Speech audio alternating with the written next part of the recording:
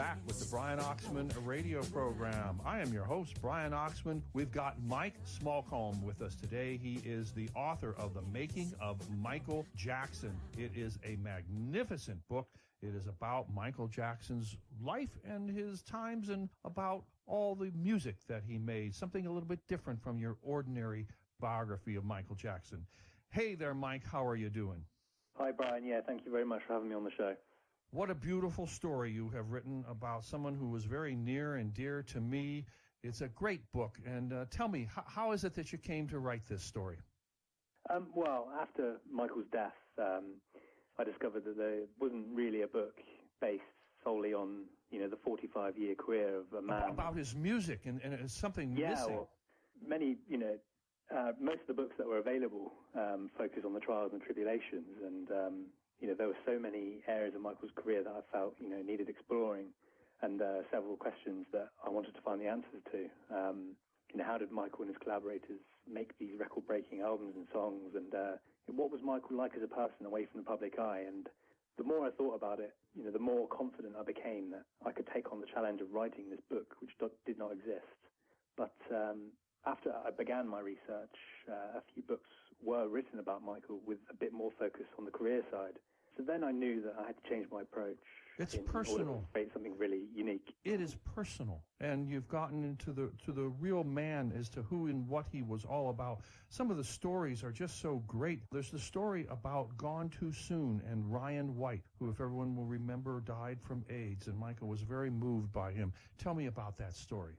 Yeah, Michael and Ryan were very close friends, and obviously Ryan had a tough time, living at a period, in our history when obviously AIDS was not fully understood. And Michael obviously found out that, Ryan was very unwell at the end of his life, and he really wanted to write and record a song, dedicated to Ryan. And Michael's close friend and musician-composer, Buzz Cohen, he had written years before a song called Gone Too Soon. Beautiful song. Yeah, and eventually he offered that song to Michael. Michael gladly accepted it, and he knew that was going to be his tribute to Ryan White. Beautiful song. Without a doubt. You've got some beautiful photographs in the book, and I think one which I really like shows Michael at Griffith Observatory, of all places, in a tuxedo, leaning against the wall with his hands in his pockets and his famous white socks and his dance shoes. Tell me about that photograph. Yeah, Michael went to the Griffith Observatory with Michael Salisbury, the photographer, who was put in charge of taking the cover image. But they met at the observatory, but Michael just wasn't really into it. They tried several different things, several different angles, but as you can see in the photo, Michael's expression, he just wasn't feeling it. He was a handsome kid, and he had a real expression about him. Yeah, he looks so young in that photo, and the tux is a little bit too big for him. But eventually, they managed to take that iconic photograph of Michael posing in front of that wall down in Hollywood, and amazing, iconic image off the wall. Without a doubt. You visited so many places for this book. You went to Westlake Studio. You went to the record plant. You also visited the house where Michael died. What was it like traveling in these places that Michael frequented? Obviously, being from the UK, I really felt it was important for me to get out to LA, to meet collaborators face to face, to get a feel for the city where Michael made most of his music. I thought that was so important for my research.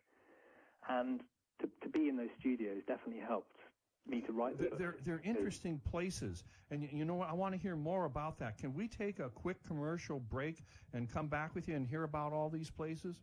Yeah, sure.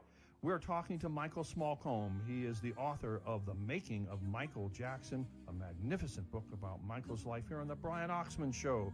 Stay with us, and we're coming right back. Like the loss of sunlight on a cloudy afternoon,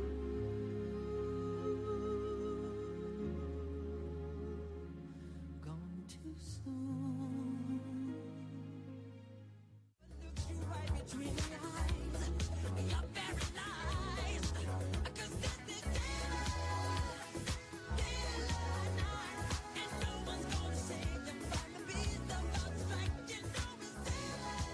back with the Brian Oxman radio program. We're talking to Michael Smallcombe. He is the author about a magnificent book on Michael Jackson, The Making of Michael Jackson. And you were telling us about all the places that you had frequented, that Michael had gone to, so that you got a feeling about him. What were some of your favorite places?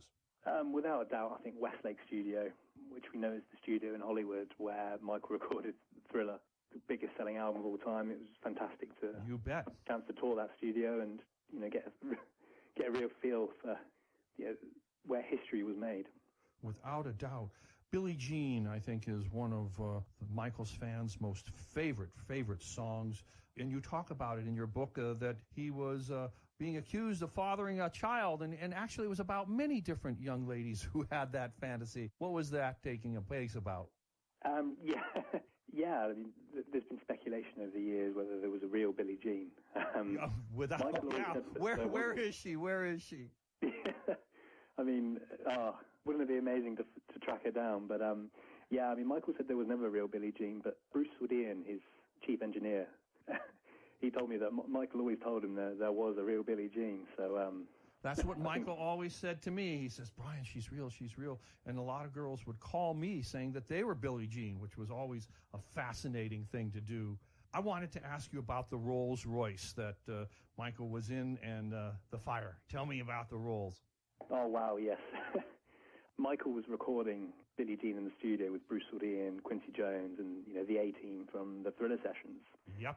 And his assistant was tasked with driving Michael home, in Michael's Royce. And when into that drive from the studio, Michael would sit in the passenger seat and he'd listen to the work that he'd just done in the studio at Westlake on his Walkman.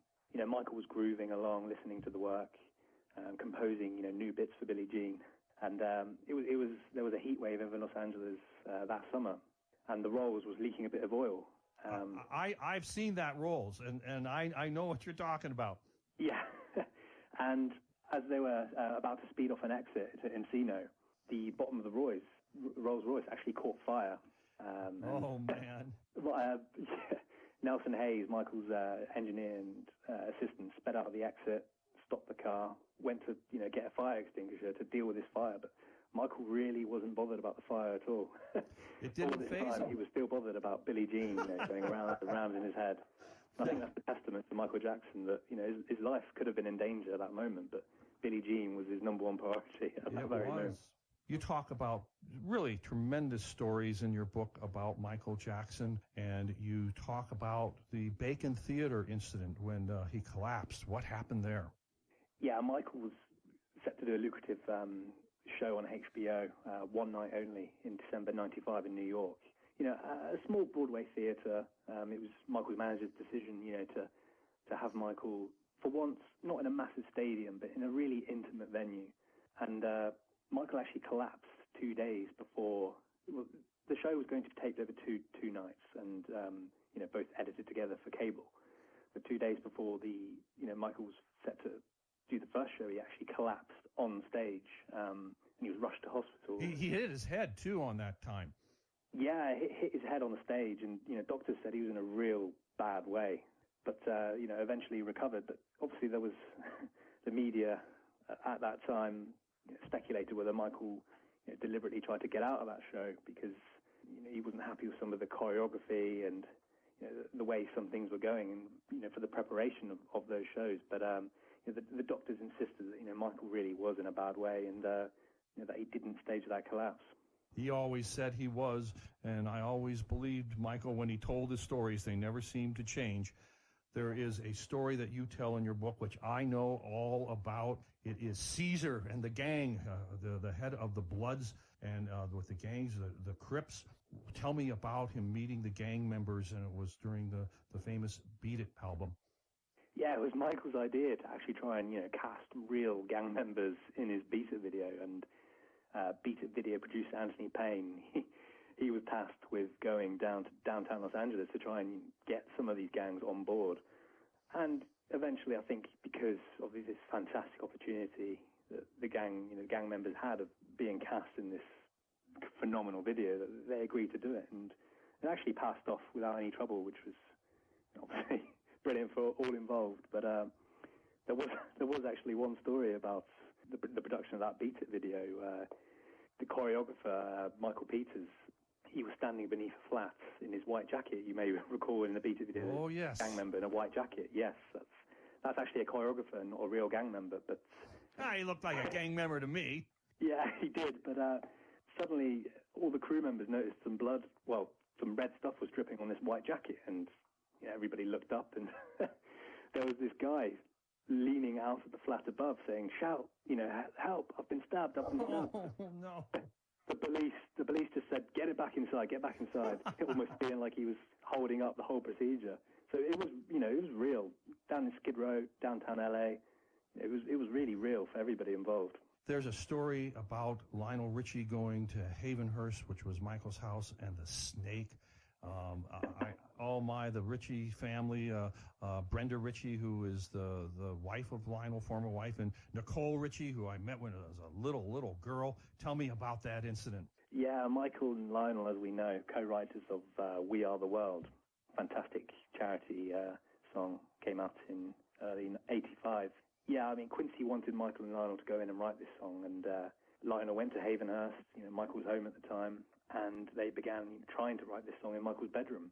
But for days on end, they got nothing done because they were catching up. They hadn't seen each other in years, and they knew each other from days gone by. As we know, Michael loved his animals, Bubbles. He also had Muscles, the snake. Yes. And Muscles would roam and slither around Michael's bedroom. And I don't think Lionel quite knew that this, Muscles would do that.